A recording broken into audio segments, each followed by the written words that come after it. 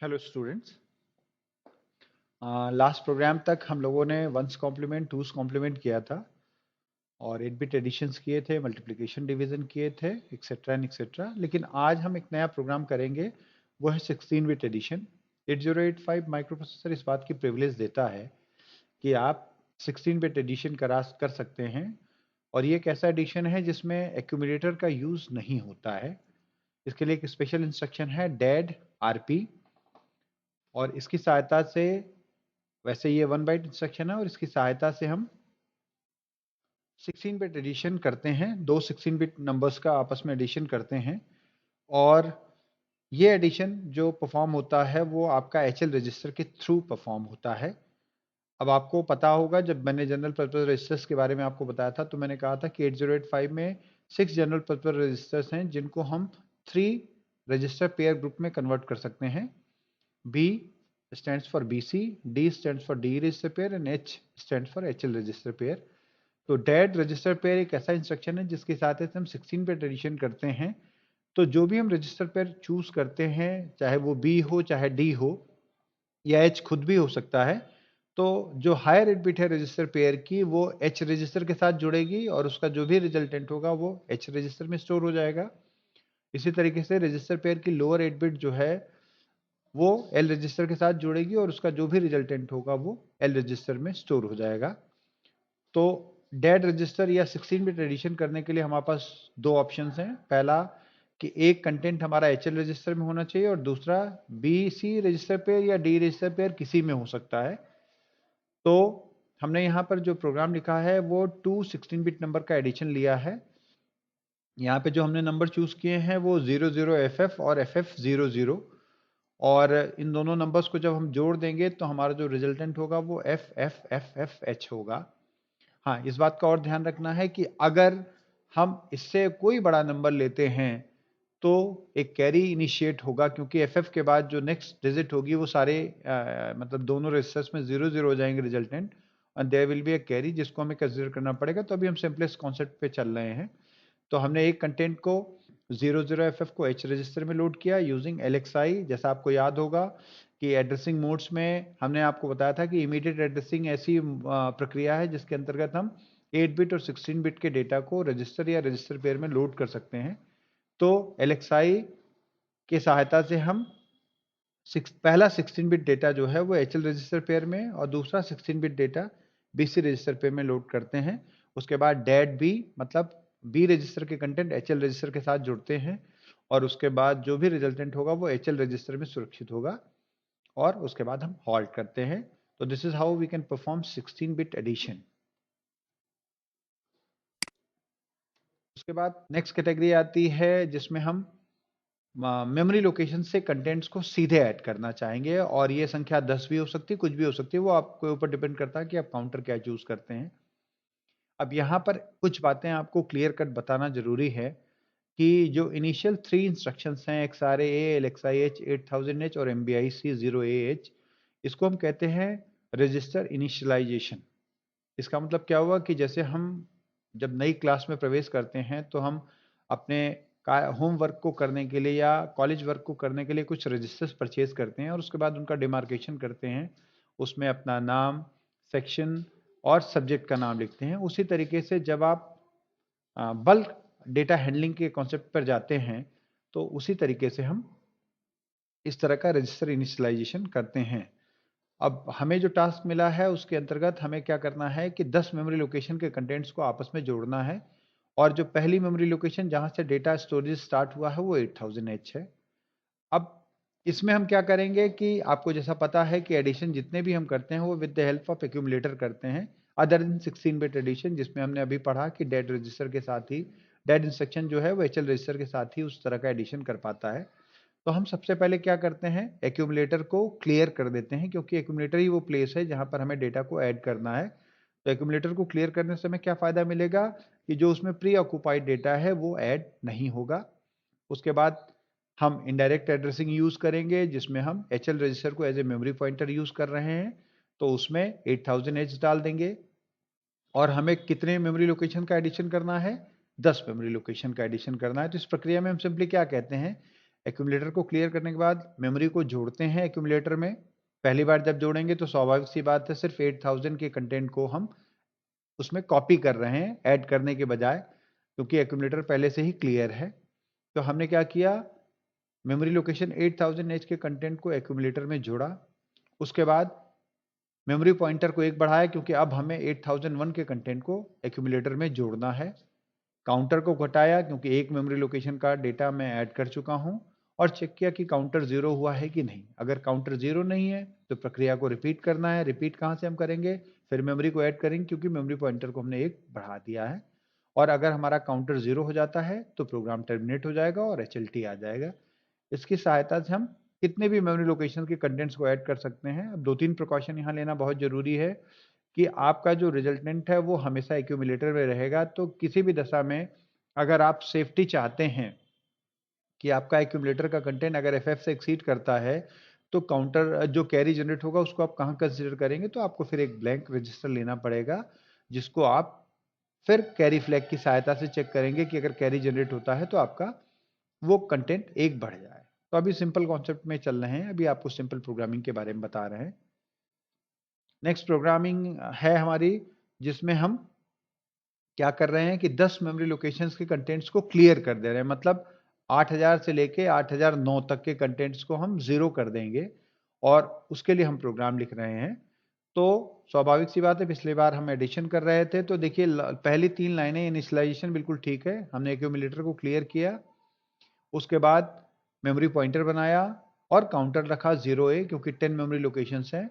उसके बाद चूंकि एक्यूमुलेटर हमारा क्लियर है, तो हमने एक्यूमुलेटर के कंटेंट को मेमोरी में सेंड कर दिया। इसका मतलब 8000 पर 00 ट्रांसफर हो गया। मेमोरी पॉइंटर आगे बढ़ाया, क्योंकि अब हमें 8001 को क्लियर करना है। काउंटर को चेक किया, काउंटर 0 हुआ है कि नहीं। अगर काउंटर 0 नहीं हुआ है तो प्रक्रिया को रिपीट करो, अदरवाइज प्रोग्राम के लूप से आप बाहर आ जाओ। नेक्स्ट प्रोग्राम में हम क्या कर रहे हैं, 10 मेमोरी लोकेशंस के कंटेंट को 8000 से 9000H पर ट्रांसफर कर रहे हैं। तो इसमें अब हमारे पास दो मेमोरी पॉइंटर होने चाहिए, एक जो 8000 को इंगित करता हो और एक 9000 जहां पे हमें प्रोग्राम को जहां पर कंटेंट्स को लेकर जाना है। और फिर MBIC को हमने यूज किया है, क्योंकि वो हमारा 10 मेमोरी लोकेशन के लिए ही प्रक्रिया को अलाउ करेगा। अब हमने क्या किया, 8000 के कंटेंट को दोनों ही सिचुएशन में हम इनडायरेक्ट एड्रेसिंग यूज कर रहे हैं। तो 8000 के कंटेंट को हम पहले एक्यूमुलेटर में लाएंगे। उसके बाद आपको याद होगा कि स्टैक्स डी एक इंस्ट्रक्शन था, LDX STX, जिसकी सहायता से हम इनडायरेक्टली किसी रजिस्टर पेयर की सहायता से जो उस मेमोरी लोकेशन को इंगित करता है के माध्यम से एक्यूमुलेटर के में कंटेंट को लोड कर सकते हैं अथवा स्टोर कर सकते हैं।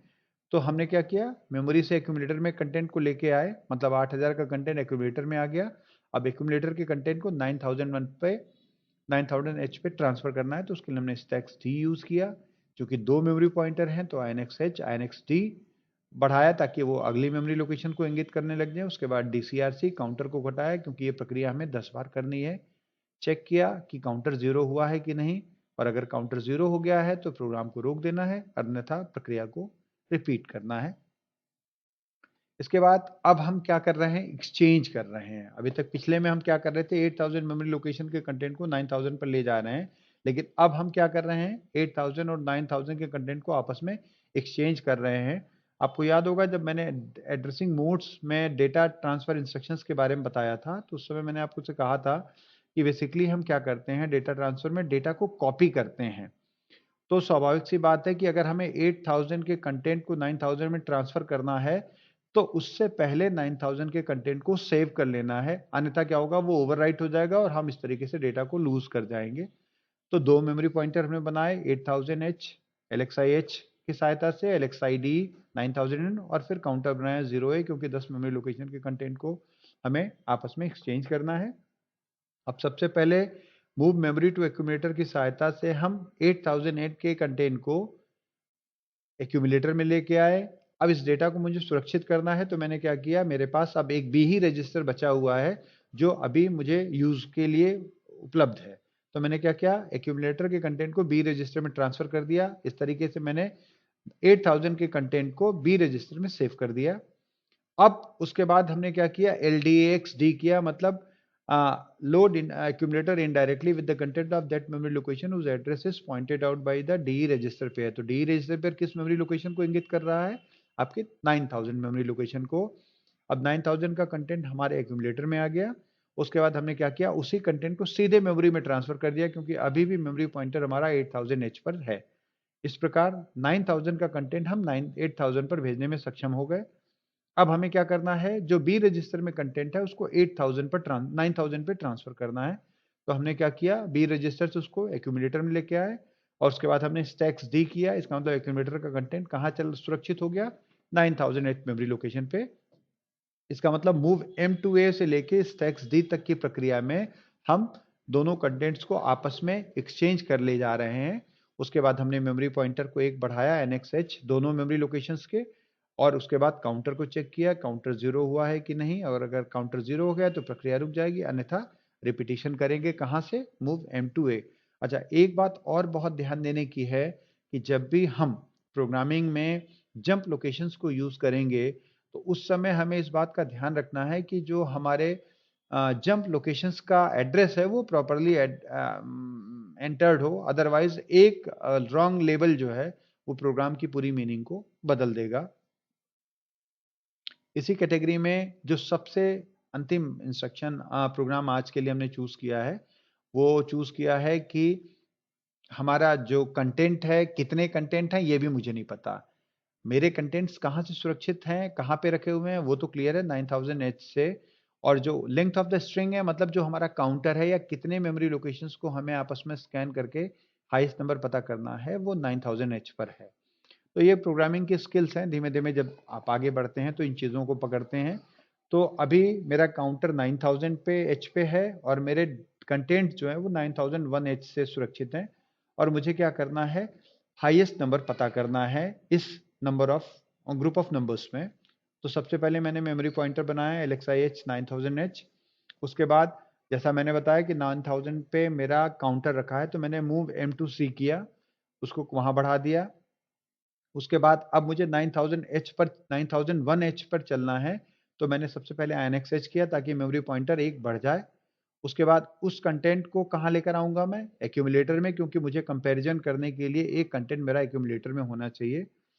फिर अब किसको कंपेयर करूंगा, 9002 के कंटेंट को मैं 9001 से कंपेयर करूंगा, तो मुझे एक मेमोरी पॉइंटर और आगे बढ़ाना पड़ेगा।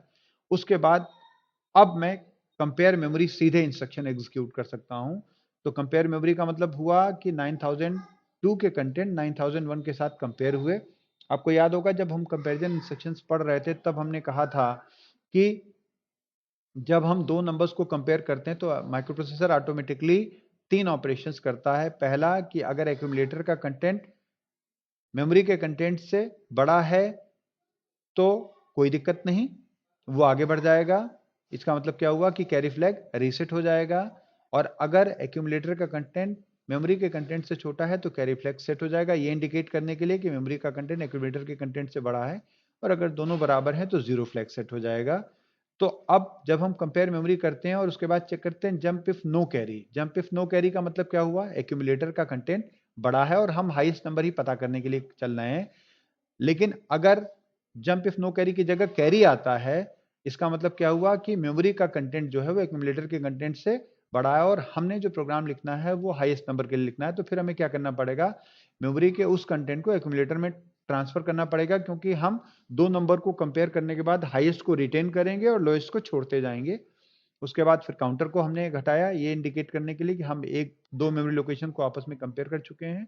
और फिर जंप इफ नॉट जीरो, अगर कैरी काउंटर जीरो नहीं है तो फिर हम INXH पे आएंगे, मेमोरी पॉइंटर को एक बढ़ाएंगे ताकि अब 9003 मेमोरी लोकेशन पे पहुंच जाए, और उसके बाद कंपेयर करेंगे। और अगर काउंटर जीरो हो गया है तो हम हॉल्ट हो जाएंगे।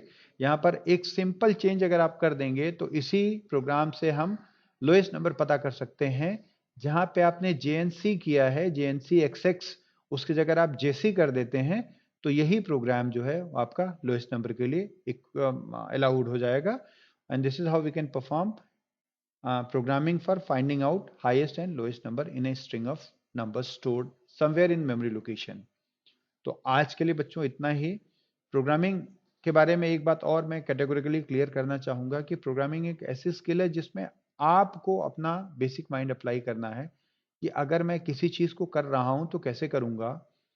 तो प्रोसेस तो ऑब्वियसली आपको अपना फाइंड आउट करना है, उसके बाद उनको इंस्ट्रक्शंस से कन्वर्ट करना है। जैसे मान लीजिए मैं जब बोलना चाहूँगा कि आज मैं आपको प्रोग्रामिंग पढ़ाऊँगा, तो मैंने सारे शब्द चूज़ किए। आज मैं आपको प्रोग्रामिंग पढ़ाऊँगा and then I speak it like this. तो यही प्रोग्रामिंग में है कि आप प्रोग्रामिंग के स्टेप्स फाइंड आउट करिए और उसके बाद डिसाइड करिए कि कौन-सा इंस्ट्रक्शन आपके इस एक्शन को सपोर्ट करता है। तो अगर इस तरीके से प्रोग्रामिंग करेंगे तो प्रोग्रामिंग में आपको बहुत इंटरेस्ट आएगा। Thank you.